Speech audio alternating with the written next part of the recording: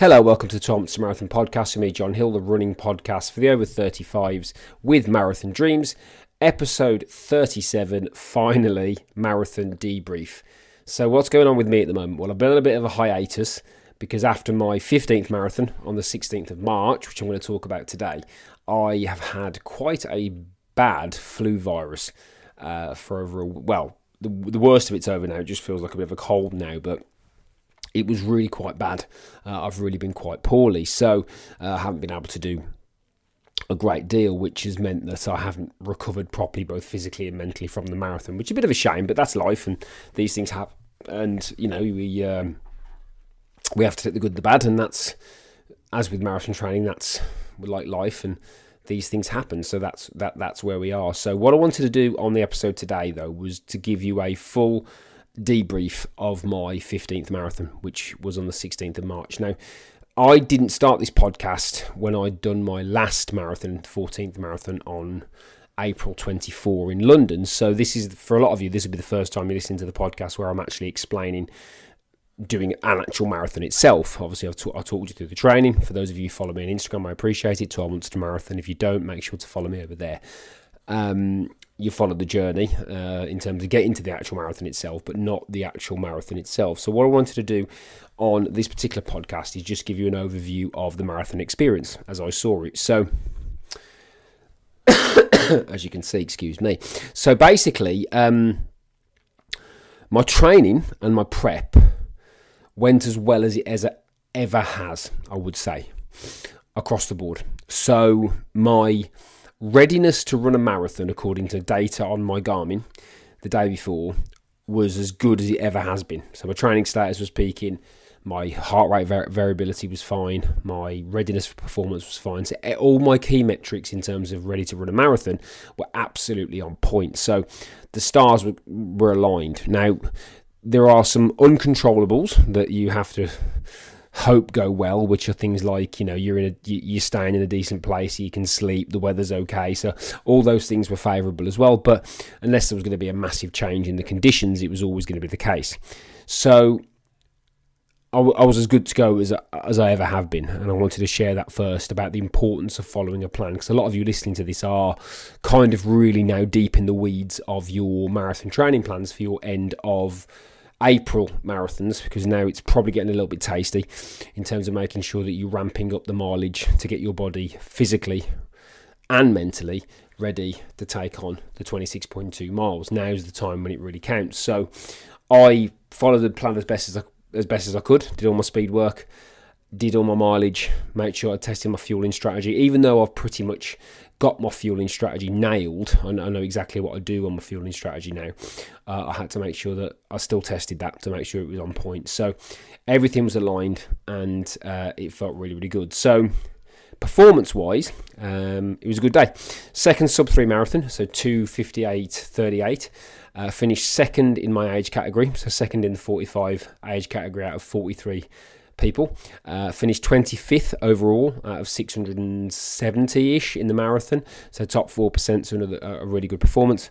So overall, a really, really good day's work. Great course, great event, great Welsh marathon, highly recommend it. There's a 10k and a half marathon as well, so if you're not in a marathon place yet, I'd definitely try and get down there and do one of the races, because the scenery is absolutely beautiful. So of course it's not that well supported, because it's you're running down a coastal path for most of it, so it's never going to be that well supported in terms of some of the other bigger marathons, of course. But if you're looking for sort of a personal best, or you're looking for scenery, it's definitely the one. So that was the first thing to say about the training plan. I was happy that I followed it, and I was happy that everything went the way I wanted it to on the day itself. And I was really, really, really pleased.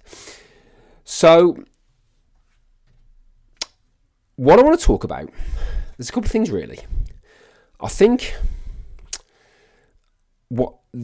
firstly, the strength of the marathon running community, because the camaraderie and the support that I saw on the day for each other, irrespective of whether you were passing people coming the other way or whatever, because it was a loop, or just the group of people that I was around, just reminded me about how powerful this community is, and how it's often seen that people think it's really competitive and all that, and it's not, because we're not competing with each other because, for example, I finished 25th, right? The winner, I think, finished in 2:35. Yeah, there were some guys who were, a lot faster than me. I can't compete with certain people, and I definitely saw the benefits of the marathon training community, the marathon community, should I say, and how important the community is, because it really helped me stay on focus. And I had a massive level of accountability to the group of guys that I was running with, because what happened was, when I started out, I was at the front with the 3 hour marker, right? So the 3 hour marker guys. So there was about sort of 15 people that just shot off, excuse me, who were doing the really fast times. But then there was a group of probably about 12 who bunched around the 3 hour guy. Now, as with most marathons, unfortunately, I don't mean this is nothing personal, a lot of people dropped off, a lot of people couldn't hold the pace, a lot of people were ahead of the 3 hour marker and sort of tailed off and slowed down. They might have been first timers, they might have been, not used to the course, they might not have prepped that well, but there ended up with about 6 of us around the 3 hour marker guy. And we held each other together for the last 10k, basically. We supported each other. The guy who was the 3 hour marker guy with the flag was amazing. So if anybody's listening to this who knows the Great Welsh Marathon, who knows who that guy was, please pass on my thanks. And I'd love to connect with him on Instagram, because he was brilliant. The way he supported us, the way he kept us motivated, the way he managed our paces, the way he managed the little lumps and bumps. It wasn't a hilly course. There were a couple of little lumps on the way back, sort of going over little coastal paths, little hills, but not like hills, because they came back down again. It was a fairly flat course, but he was helping us to manage that and manage our pace and keeping us supported, because he knew that the guys who were around him had a specific goal in mind, which was to finish a marathon in under 3 hours. So he had a responsibility to us to keep us on point. And I had a responsibility to him to stay with him. I felt accountable to this guy, which was really, really, really powerful. And it showed the benefits of having an accountability group. So if you are doing a marathon coming up end of April, or you've got one sooner than that, and you can surround yourself with a few people, absolutely do so. Even if you don't say a word, it's really powerful. I had a chat with a guy who finished again, very similar time to me, around 8 miles. And we just sporadically had a couple of little chats on the way around to keep each other supported. And it made a difference, because we sort of all knew what we were going to do. And he said to me around 8 miles, he said, "What are you going for?" And I said, "Well, the intention is to try and go sub 3. So he said, "Me too." I said, I don't really want to commit, because I don't know yet, because obviously you don't know till you're out on the course and you don't know what could happen. But that extra layer of accountability kept us supported, and it showed me that having that group and having a group that you can be accountable to as you go round and feel supported can really make a difference. Because if it's your first marathon, yes, physically it's going to be very taxing, but also mentally it's very taxing as well, and your mind plays tricks on you, and you convince you and you can create doubts. I'm very well experienced now to not necessarily do that. I had a bit of a wobble probably about 21 miles, because obviously 5 miles is still quite a distance when you've already done 21 and you're going at the pace we were going at. And I had a little bit of a, oh, come on. But then I looked around and I went, I've got to keep with these guys. If I stay with these guys, I'm there, and I've done it again. And that's powerful. That's really, really powerful. And the pace I'm talking about here is irrelevant. It's about you and finishing the job. It doesn't really matter whether you're going sub 3, sub 4, sub 5, sub 6. None of that matters. What matters is having the right support in place to ensure that you finish and finish comfortably. And it also showed me the benefits of focus, because I was clearly focused on the outcome all the way around. I was like, right, if I stay with this guy, if I keep this guy in my sights all the way from the start, he was a little bit ahead of me at the start, and then eventually I caught him up. I can do this, and I can achieve what I wanted to achieve, and I did. So those little mental tricks and those little mental games are really, really important. Yes, your training is massively important.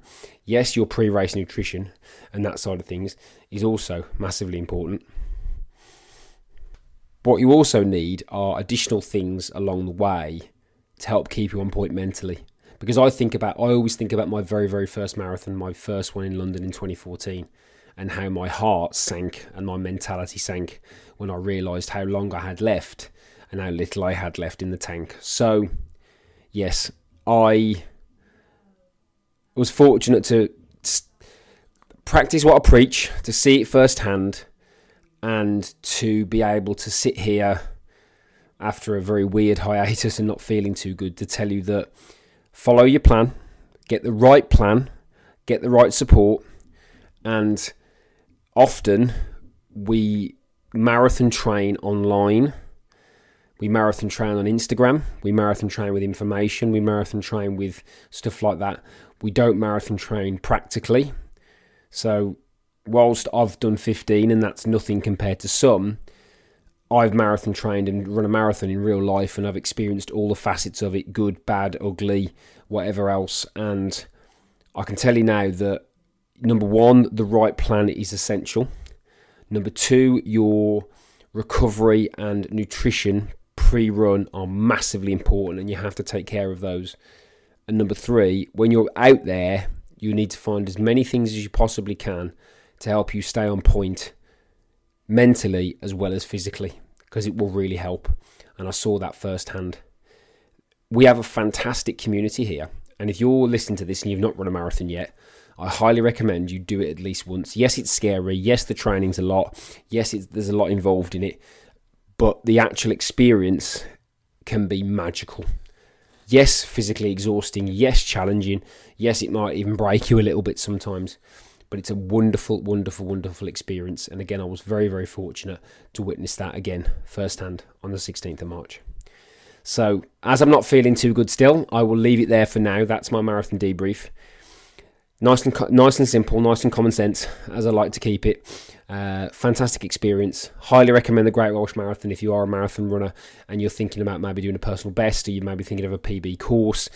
I would say this is definitely a PB course. We were fortunate with the weather. It was sunny but cool. You know, if it was raining and windy, I think that might have been a different experience altogether, but it was certainly a fantastic experience for me. So I want to give a shout out to the Great Welsh Marathon, and hopefully as many of you as possible would give that a try. And if not the marathon, there's also a 10k and a half, like I said, as well. So definitely worth a look. So don't forget to drop me over a follow at 12 Months to Marathon. I do appreciate all the love and support over there, particularly since I've been not well. I am hopefully going to be able to run again soon. And get back in the saddle, because I've got the Birmingham Half Marathon at the end of April, start of May. So yeah, that's the next thing for me. Yeah, I always like that event. It's always good. So yeah, don't forget to drop me a follow over there, Thomas to Marathon. Don't forget to like and share this podcast wherever you get your podcast from.